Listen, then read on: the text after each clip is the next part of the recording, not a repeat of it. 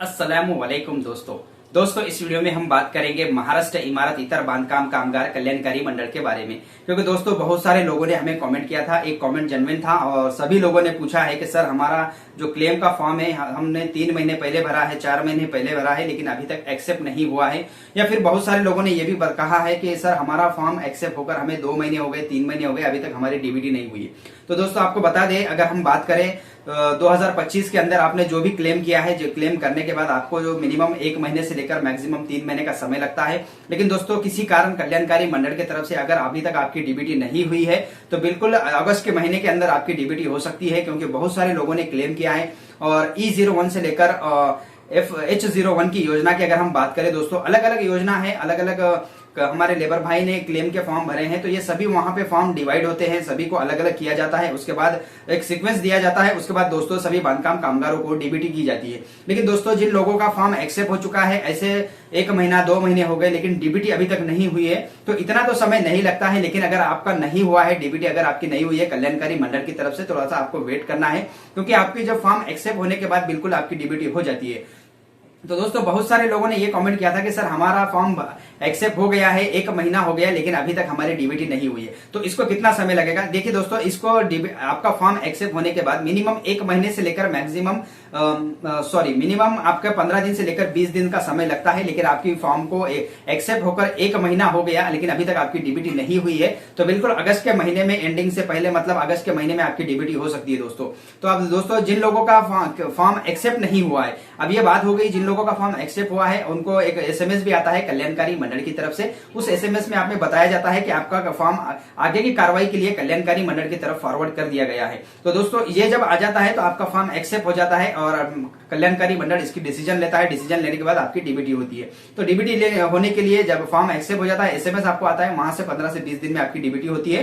कभी कभी इसमें समय भी लग सकता है, फॉर्म में डिले भी हो सकता है, तो इसको मैक्सिमम अगर हम बात करें तो 1 महीने का समय भी लग सकता है। अब दोस्तों बात उनकी आती है जिन लोगों के फॉर्म अभी तक पेंडिंग में ही है, 3 महीने हो गए क्लेम करके, लेकिन उनके फॉर्म अभी तक अप्रूवल नहीं हुई है, एक्सेप्ट नहीं हुई है, तो इनको कितना समय लगेगा। तो देखिए दोस्तों, जब आप क्लेम करते हैं, जब डॉक्यूमेंट्स वेरिफिकेशन कामगार सेतु सुविधा केंद्र पे जाके करते हैं, तो वहां जाने के बाद आपका वहां पे डॉक्यूमेंट्स वेरिफिकेशन होने के बाद अगर आपके सारे डॉक्यूमेंट्स लिटरली एक्सेप्ट हो जाते हैं, यानी कि वहां पे आपके पूरे डॉक्यूमेंट्स योग्य होते हैं, डॉक्यूमेंट्स वेरिफिकेशन आपका सक्सेस अगर होता है, तो वहां आपका फॉर्म आगे फॉरवर्ड कर दिया जाता है, जिला लेवल पे आपका फॉर्म जाता है, वहां से वेरीफाई होने के बाद कल्याणकारी मंडल की तरफ जाता है। तो इसको मिनिमम 1 महीने से लेकर मैक्सिमम 3 से 4 महीने का भी समय लग सकता है। ये अलग अलग क्लेम के ऊपर डिपेंड करता है। तो दोस्तों अगर आपका फॉर्म आपका क्लेम करके आपको 3 महीने हो गए, अभी तक आपका फॉर्म पेंडिंग में ही है, आपका क्लेम पेंडिंग में ही है, तो आपका एक कॉमन सवाल रहेगा कि आपको कितना समय लगेगा। तो देखिए दोस्तों, ये जब आपने क्लेम किया है और आपका क्लेम अभी तक आपको अगस्त के महीने में 3 महीने पूरे हो चुके हैं,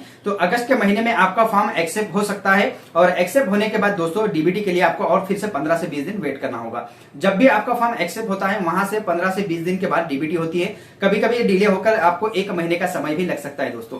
तो अलग अलग क्लेम के ऊपर अलग अलग प्रोसीजर है। तो उस तरीके से वहां पे जब कल्याणकारी मंडल में आपके फॉर्म जाते हैं, तो सभी को सीक्वेंस वाइज अलग अलग किया जाता है, अलग योजना के माध्यम से अलग अलग सीक्वेंस दिया जाता है, डिवाइड किए जाते हैं फॉर्म। उसके बाद फिर कल्याणकारी मंडल डिसीजन लेता है और आपका डीबीटी करता है। तो दोस्तों इसको पूरा प्रोसीजर होने के लिए समय लग सकता है। जैसे मान लो अगर जिन लोगों को 3 महीने हो गए लेकिन 3 महीने में भी उनका क्लेम अगर एक्सेप्ट नहीं हुआ है, तो आपको थोड़ा सा वेट करना है, थोड़ा सा वेट ही कर सकते हैं आप, दूसरा अदरवाइज कुछ भी नहीं कर सकते। थोड़ा सा वेट करने के बाद जब भी आपका फॉर्म एक्सेप्ट हो जाएगा, वहां से मिनिमम 15 से 20 दिन, मैक्सिमम 15 से 20 दिन के अंदर आपका डीबीटी हो जाता है। तो ये छोटी सी जानकारी थी उन लोगों के बारे में जिन लोगों ने अपना क्लेम का फॉर्म भरा है लेकिन अभी तक उनका फॉर्म एक्सेप्ट नहीं हुआ है, और जिन लोगों ने फॉर्म भरा है, फॉर्म एक्सेप्ट हो गया है लेकिन डीबीटी नहीं हुई है। तो ये 2 भी प्रोसीजर हमने आपको बताए हैं। बिल्कुल आपको थोड़ा सा वेट करना है, मेंशन रखना है, बिल्कुल आपका फॉर्म एक्सेप्ट होने के बाद डीबीटी भी हो जाती है दोस्तों।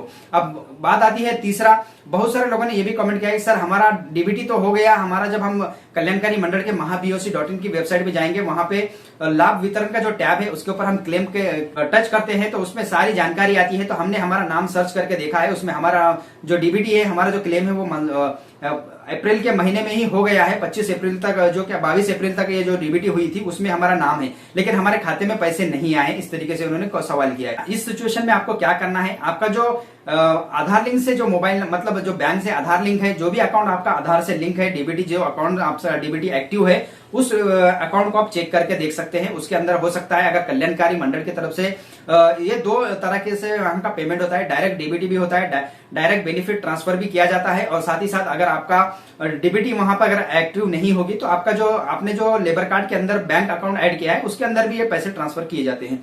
तो आप अपने डीबीटी चेक कीजिए, अगर जो भी आपका मान लो आपने एसबीआई का खाता अगर उसके अंदर लगाया है और आपकी डीबीटी अगर आपका आधार केवाईसी आधार नंबर से जो हुई है तो बिल्कुल आपका जो डीबीटी जो बैंक से लिंक होगा उसके अंदर पैसे जाएंगे। तो आपके एक से अधिक अगर बैंक अकाउंट है तो उसको आप चेक करिए, बिल्कुल आपके पैसे उसके अंदर आ गए होंगे। तो डीबीटी के माध्यम से भी पैसा ट्रांसफर होता है और जो बेनिफिशियरी होता है उसके अकाउंट नंबर से भी ट्रांसफर होता है। तो इसमें दो सीक्वेंस में दो अलग अलग इसमें कैटेगरी है। तो आप देख सकते हैं आपका पैसा अगर डीबीटी के माध्यम से आया है तो आपका जो अदर जहां पे बैंक अकाउंट लिंक है उस खाते में भी जा सकता है। तो ये छोटी सी जानकारी थी सभी कामगारों की, और बहुत सारे लोगों ने हमारे भाइयों ने हमें कमेंट करके पूछा था। तो आई होप कि ये जानकारी आपको समझ में आई हो। मिलते हैं नेक्स्ट वीडियो में इसी तरह की जानकारी के साथ नए वीडियो में। अल्लाह हाफिज।